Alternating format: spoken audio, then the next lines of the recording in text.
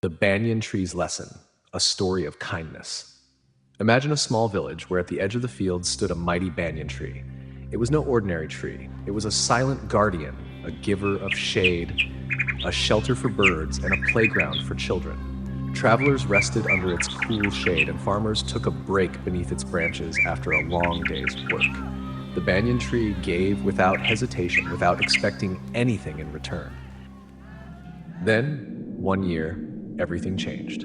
The rain never came, and the land dried up. The villagers struggled. There was no water, no food.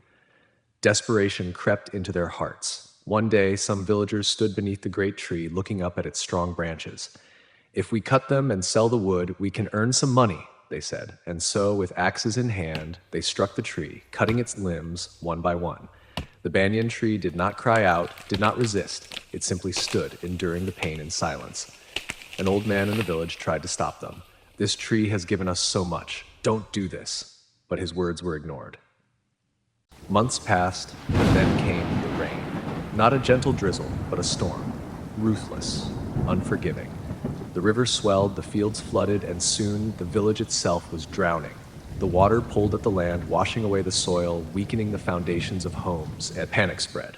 But amidst the chaos, one thing remained strong: the banyan tree. Its deep roots held the earth together, stopping the flood from destroying the entire village. The same tree they had hurt was now protecting them. When the storm finally ended, the villagers gathered around the tree, ashamed. One of them stepped forward and asked, "We cut your branches, yet you saved us. Why?" The banyan tree, though wounded, stood tall. And then, as if whispering through the wind, it answered, "Because that is my purpose: to give, to protect, to serve, without expecting anything in return. True kindness is not about what you receive, but what you give." The villagers lowered their heads, ashamed of their selfishness. They made a promise that day: they would never harm another tree again. Instead, they would plant more, nurture them, and respect the nature that had always cared for them. And so, the village flourished once more, under the wisdom of an old banyan tree. The lesson: trees give us everything: shade, fruits, air, and life. And yet humans cut them without thinking. But true greatness lies in giving selflessly, just like a tree. So tell me, how do you protect the trees around you?